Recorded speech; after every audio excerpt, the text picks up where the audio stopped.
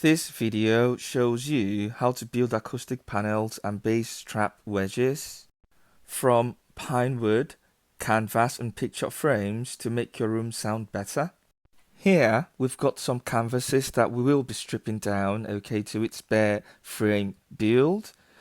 So firstly, grab a Stanley knife to take out the frame front sheet, So here, I will be stripping off, the canvas sheet to its bare structure. Just take care that you do not hurt yourself. So always cut away from your body and not towards your body, But if you're cutting towards your body, make sure that you do not apply excessive force. Only apply reasonable force, enough to get the front sheet off, And that's because if you stroke your blade, erratically, you could hurt yourself. So that's pretty much the front sheet off. You can use a staple remover to get off the remainder of the sheets off the rectangular frame, or you could staple down the rest of them sheets with a staple gun, To save on time, I will just staple the rest of the rectangular sheet flush against the frame, with the aid of a staple gun and hammer. And then subsequently replicate or repeat and reproduce the process for other canvases. The next step of the process would be to strip the backing off your picture frame. Preferably use a wooden frame if you're worried about sound reflections. And so unlike the canvases, we're not stripping off here, we're just taking out the back, covering, and we're going to insert or embed some acoustic material within the picture frame. If you're working on a budget, you could use the canvases and picture frames, but a slightly costlier alternative would be to utilize them PineWoods. They're still cheap anyways, Just get some PineWood cut off from your local shop, get some Gorilla Glue or some super glue in between the shorter PineWood and the lengthier PineWood, then screw both PineWood pieces together to form a rectangular structure or frame. Just remember that the smaller PineWood sits in the lengthier PineWood prior to screwing both pieces together. And for a complete guide on how to build acoustic panels with PineWood, click on the link in the description. As I have only just glossed over or skimmed through the process here, the next step of the process would be to install a backing fabric or a burlap. Pretty much installing this breathable backing fabric behind the canvas, the picture frame, and the PineWood, all three of them structures. Here we will be using the PineWood and the picture frame as an example. So underneath the PineWood, place your backing fabric. Then subsequently, cut the fabric around the perimeter of the rectangular PineWood frame. Repeat and reproduce or replicate the process for your canvas and for your picture frame. Leave some room or tolerance so that enough of the fabric just about covers the depth or the thickness of the PineWood around its perimeter. For more details, click on the link in the description on how to build acoustic panels. The next step of the process would be to install RockWool into the frames that have got backing fabrics installed. For the canvases, cut the RockWool to size to fit, the perimeter of each frame. RockWool is quite flexible, so cut triangular portions to fit triangular portions, square portions to fit square portions, and irregular portions to fit irregular portions. The next step of the process would be to install a breathable front cover fabric on all frames that have got, embedded RockWool and the backing fabric.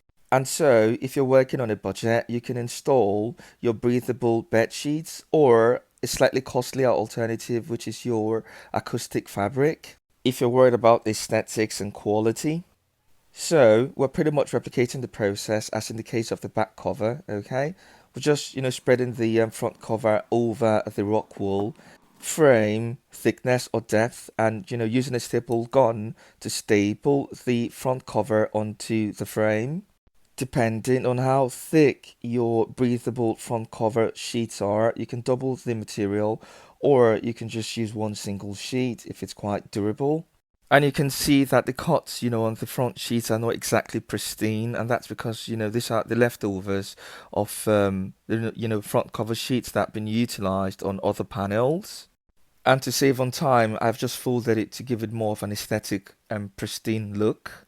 But you're better off with cleaner cuts, okay? So just take your time when you're cutting through and make sure that, you don't waste excess material.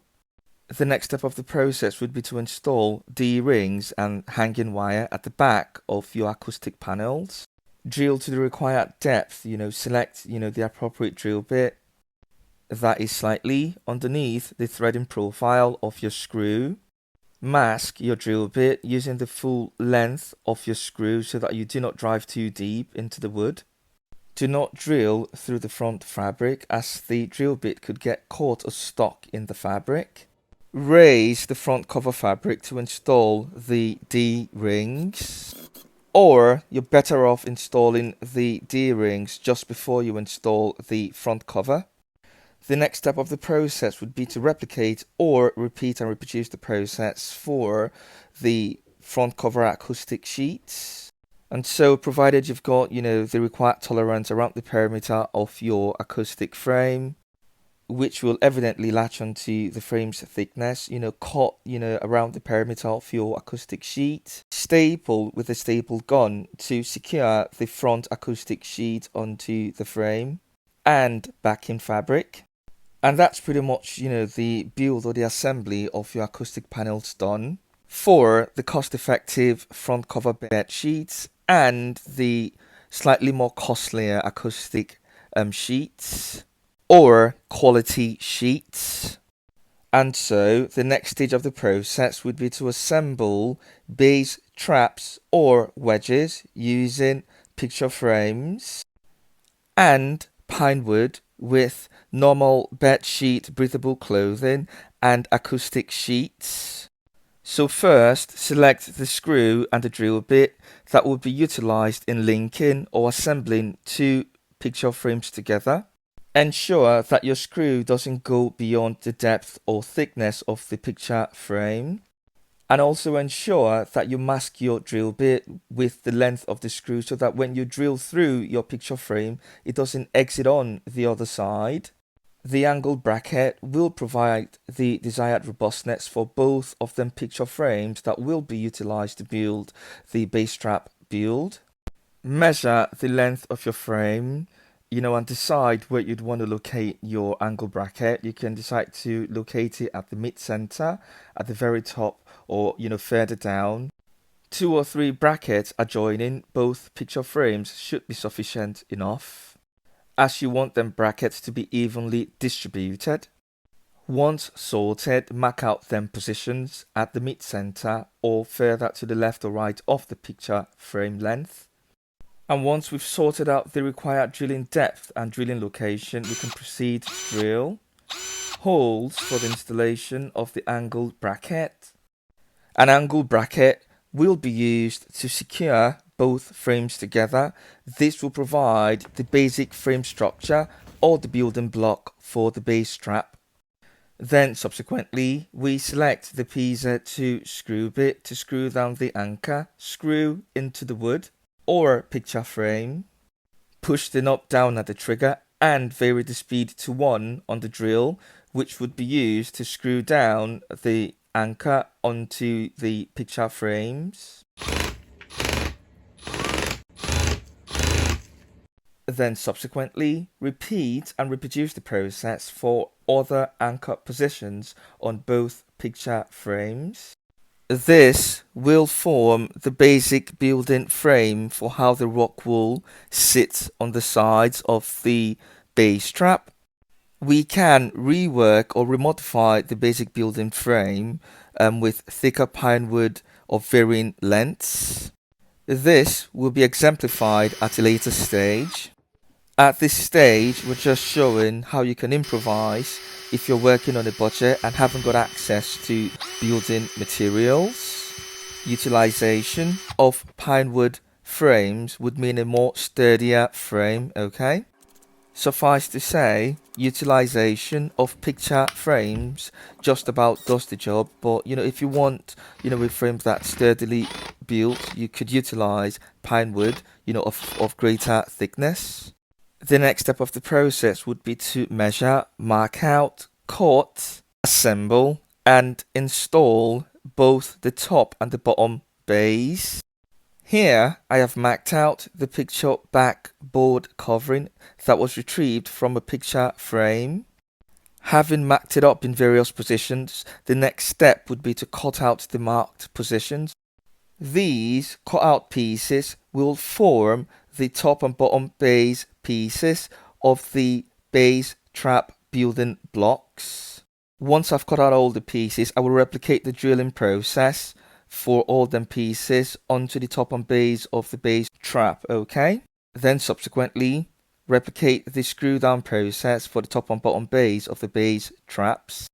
Using the base of the base trap, cut out several layers or stratas of RockWool that will be subsequently inserted or embedded into the base trap, okay? One on top of each other. Then use the bedsheet breathable clothing to cover up the base trap, okay? And then subsequently use a staple gun to secure the clothing onto the base trap frame.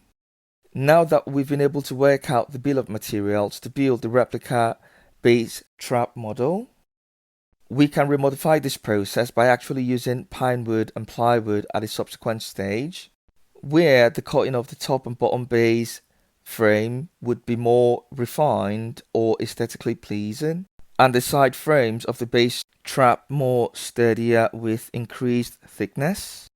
To build a more sturdier base trap, which I will be showing at a later stage, which will also encompass the acoustic fabric of better quality. And so lastly, I will be installing the breathable clothing with a staple gun onto the picture frame. And if the pins aren't flush, you can make them flush with a hammer. And also make sure that you're driving, the pins into the wood frame as opposed to the clothing. And so here you have an assembly of the base traps and acoustic panels that have been fabricated or built. Click on the link in the description if you want to see how to build base traps with quality acoustic dampening fabric, hardwood, plywood and pinewood. And that's about it really. Don't forget to subscribe, like and share, help the channel grow, and hopefully catch up with you later. Goodbye.